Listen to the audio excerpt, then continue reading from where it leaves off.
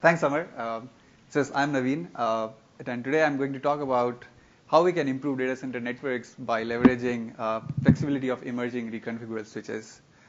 So this work was done across the lake, the beautiful lake you see next to us at University of Washington, along with my colleague Ming Liu, our advisor Arvind Krishnamurthy, and our collaborator Kishore from Cavian. So let me start by talking about a topic that all of us are familiar with. Congestion control today is primarily achieved using end-to-end mechanisms where end hosts observe and react to signals from within the network. And the network itself is a dumb forward-waving plane that does not enforce any fair sharing or isolation among these end hosts. And this is great because it requires very little support from the network and keeps switches simple, letting them operate at very high speeds of terabits per second. On the downside, it means that end hosts must cooperate among each other to achieve fair allocation of bandwidth inside the network and high utilization of the links. And this leads to several inefficiencies, such as flows having to do slow start and poor isolation among competing flows. But what if switches were smarter, capable of maintaining per flow state and performing per flow computation? We can imagine implementing intelligent mechanisms such as fair queuing that enforce fair allocation inside the network itself. And this would provide the illusion that every participant or every flow in the system has its own queue and would achieve a fair share of the network regardless of other traffic in the system. And this has been proven to be optimal in several aspects and provides perfect isolation and fairness.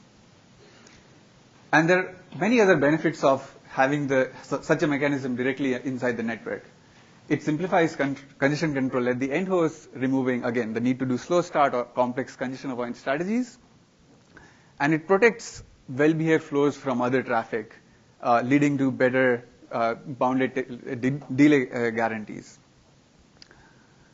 And because of these highly desirable properties, achieving fair queuing or realizing fair queuing has been some sort of a holy grail or pipe dream for many networking researchers over the last several decades. But it has proved to very challenging to implement fair queuing in practice on high-speed switches. And to realize and to understand why it's difficult, let's look at one of the classical papers on fair queuing that tries to implement fair queuing without expensive per flow queues. And let's take a look at how this algorithm works as it forms the basis of our approach. So the algorithm simulates an ideal round-robin scheme where each active flow transmits a single bit of data every round. So if you have, say, ideal per flow queues, we are going to divide it into multiple rounds of single bits, and each active flow is going to send a single bit of data every round. Now, since implementing such a scheme at bit granularity is impractical, the algorithm proposes to simulate this at packet level granularity using a sorted packet buffer. So for every packet coming in, it computes the round in which the flow would have departed in this ideal round-robin scheme. And it does so by keeping track of the round number and per flow counters, and then inserts this packet into the sorted packet buffer.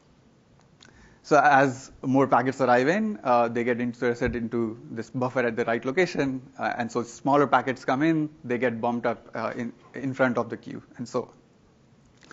And so on and so forth for other packets. And finally, as packets depart the switch, or the router, the round number is incremented to indicate that the round has finished and move on. And while this scheme can accurately or precisely emulate ideal fair queuing, it has three key components that make it challenging to implement on today's high-speed switches. First, it needs to maintain a sorted packet buffer or a priority queue of packets in which packets must be inserted into the correct location. And this is an expensive operation. Next, while it gets rid of per flow queues, it still needs to maintain a counter for each flow traversing the switch. And finally, it needs to keep track of a global round number that must be updated for every packet departure. So in this work, we asked the question, can we efficiently realize such a scheme in today's high-speed switches that operate at terabits per second? And this talk wouldn't be interesting if the answer was no. So yes, we are going to implement fair queuing on today's switches by using approximations and leveraging the flexibility of reconfigurable switches. So for the rest of the talk, I'm going to give a brief background on reconfigurable switches. I'll describe our approach of approximating fair queuing and how we can take advantage of it at the end host. And then finally, I'll present some evaluation based on our prototype implementation. So what are reconfigurable switches? These are a new class of emerging programmable devices that are stateful and allow flexible computation required to implement sort of state machine abstractions. And they're able to achieve this high performance without, achieve flexibility without sacrificing performance by using or employing a restricted match and action model. So when a packet comes in, a programmable processor breaks it down into individual headers, and each of these headers is then passed on to a pipeline of match and action stages. Each stage has some TCAM and SRAM for performing table lookups or matches, and it has some ALUs for modifying these headers or switch memory. More crucially, it has some amount of stateful memory or mutable registers that can maintain state across packets, persistent state across packets. So these headers move across multiple such stages before being combined and enqueued into a desired output port. So one can imagine doing things such as looking up the egress port based on the destination MAC address, or decrementing the TTL inside the packet header, or just increment a counter on the switch based on destination port for, say, telemetry purposes. So while these switches can operate at very high speeds, they still have certain restrictions that make it hard to realize fair queuing on these. So recall our three key components. The first one was we needed to maintain a sorted or a priority queue of packets, which means it requires an expensive insertion operation for every packet. But since these switches have to process packets at very high speed, they only allow a limited number of operations per packet. Next, we need to store per flow counters that must be read and updated for every packet.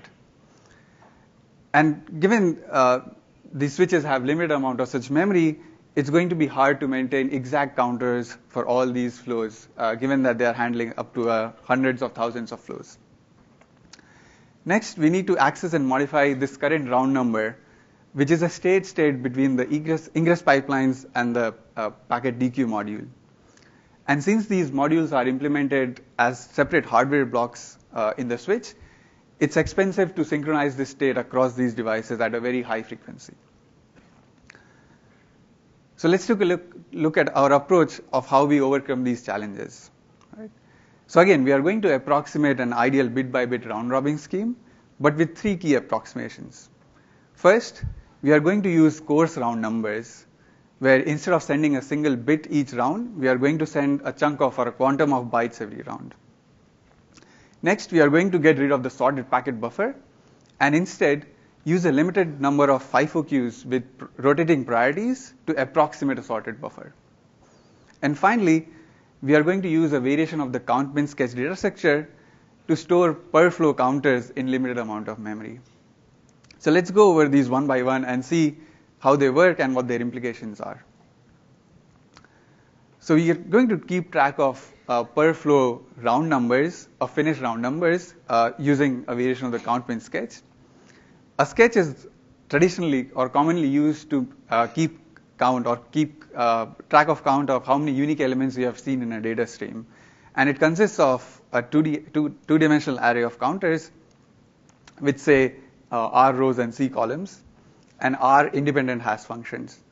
So when a packet comes in, we are going to take R hashes of that packet, modulo C to index into each row to locate a cell. An update operation increments all these cells by 1, and the read returns the minimum, which is an estimate of how many times this packet was seen. And the nice thing about using a sketch is that it never underestimates the true frequency of an element. And it can store counters for a large number of elements within a limited amount of memory and provides provable space accuracy trade-off. So we are going to modify this simple sketch or customize it by combining both read and write operations for every packet going through. And instead of blindly incrementing all cells for every new packet, we are going to do a conditional increment for achieving better accuracy. So let's say a packet from a flow 1 arrives with size, say, 1,000 bytes. and it hashes to these 4 cells. First, we do a read phase to find the minimum, which in this case would be as 0, and then add the packet size to this to achieve how many bytes were sent by this flow. And then during the update phase, we would increment all these 4 cells up to this new value of 1000, and in this case, it's all 1000 again. Next, if a new flow of packet of size 500 arrives, and it maps to these 4 cells, and you can see there's a collision on the second row. Again, doing the read phase, we take a min of all these 4 cells, which would be 0 again, and then adding 500 to it gives us an estimate of how many bytes were sent by this flow.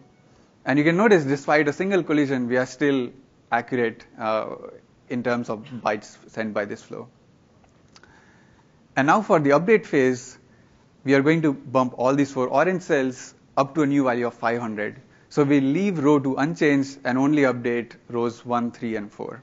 Right?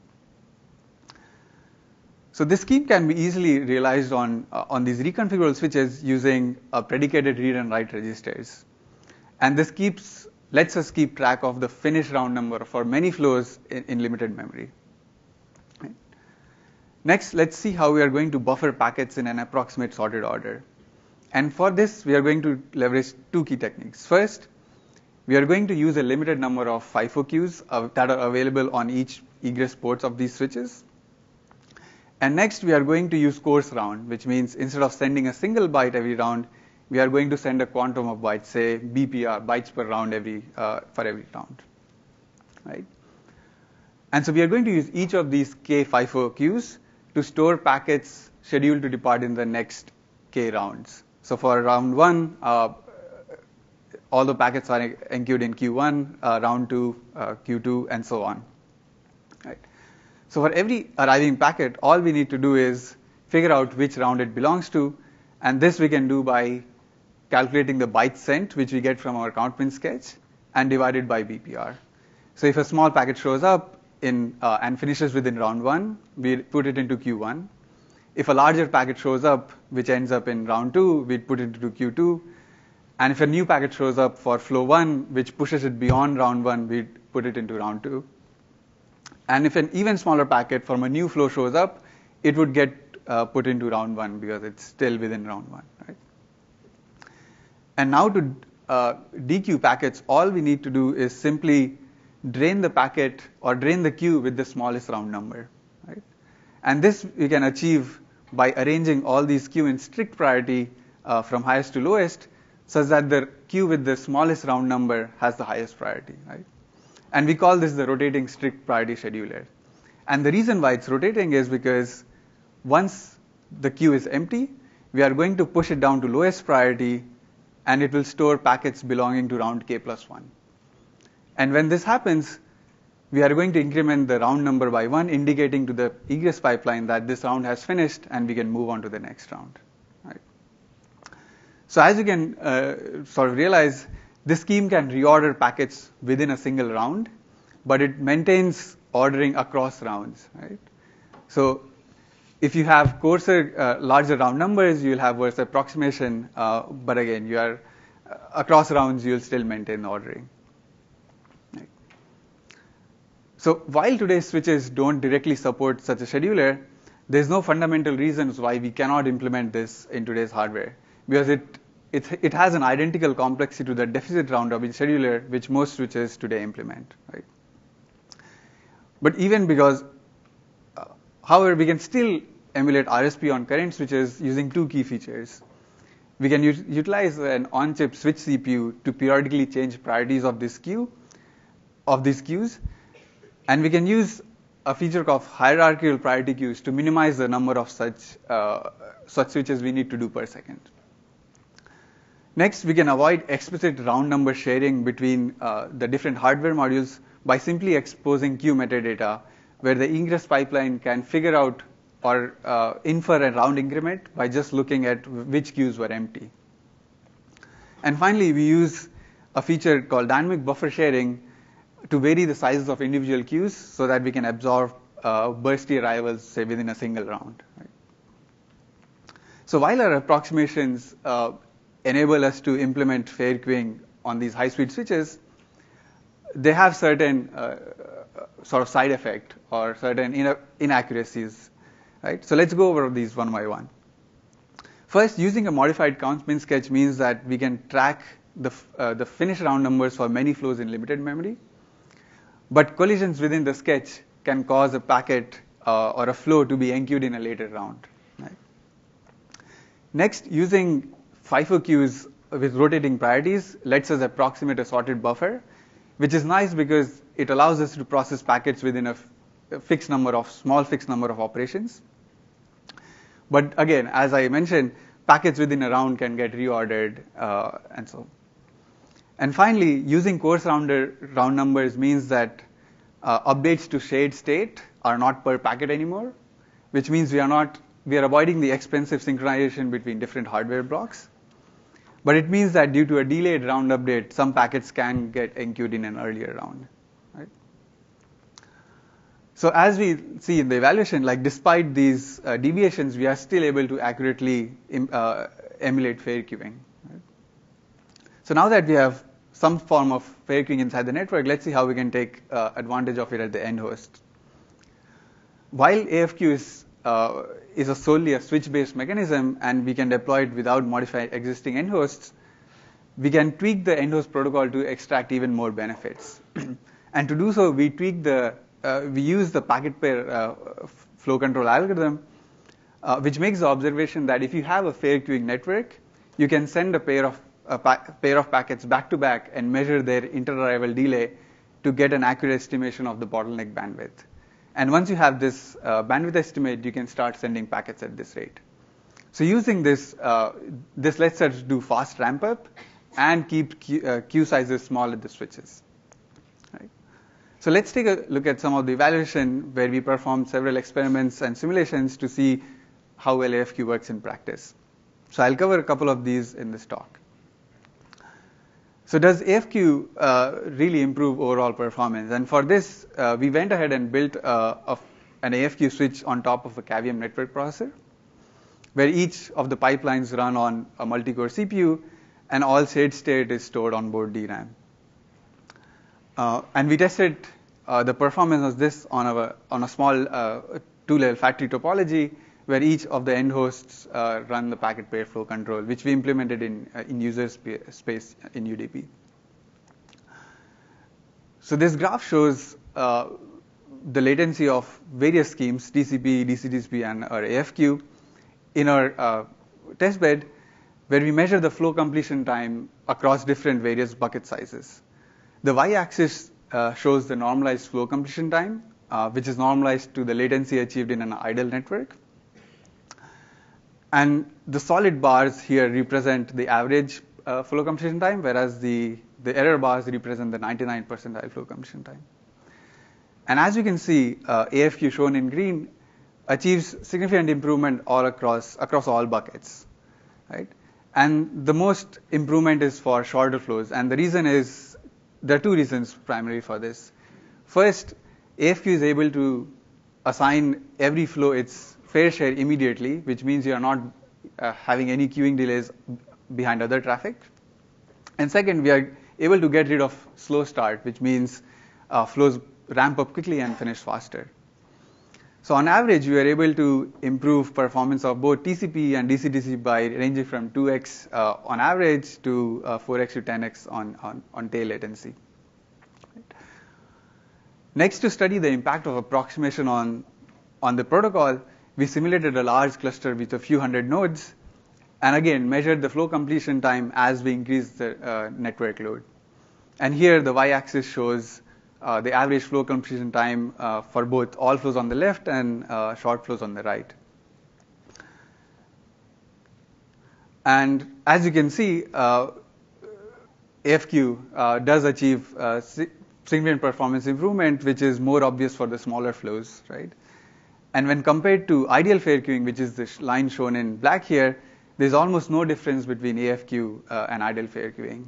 And this is a really nice result because it shows that despite the approximations we did, we are still able to accurately emulate ideal fair queuing. Right? So there are a lot of other results in the paper which I encourage you to read.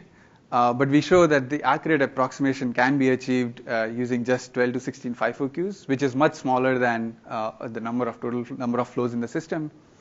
And implementing it on top of a standard P4 data center switch requires less than 10% extra resources. And AFQ can also provide idle fairness during in-cast traffic patterns, and during this we can reduce the drops and retransmissions by up to 10 times.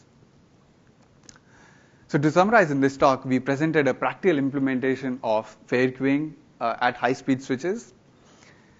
And we used approximation techniques to both overcome algorithmic complexity as well as hardware constraints. Right? And our evaluation shows that both these approximations are both effective and accurate. And as expected, they lead to a significant performance improvement in flow completion times. So with that, thanks for your attention, and I'm happy to take any questions.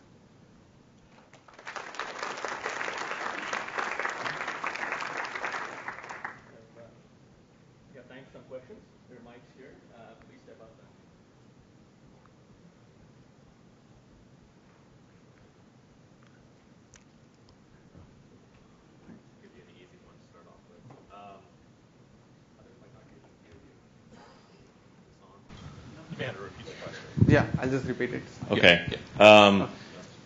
In your results, you mentioned something about slow start. Did you use like cubic with your switch, or did you modify TCP? We just use our own.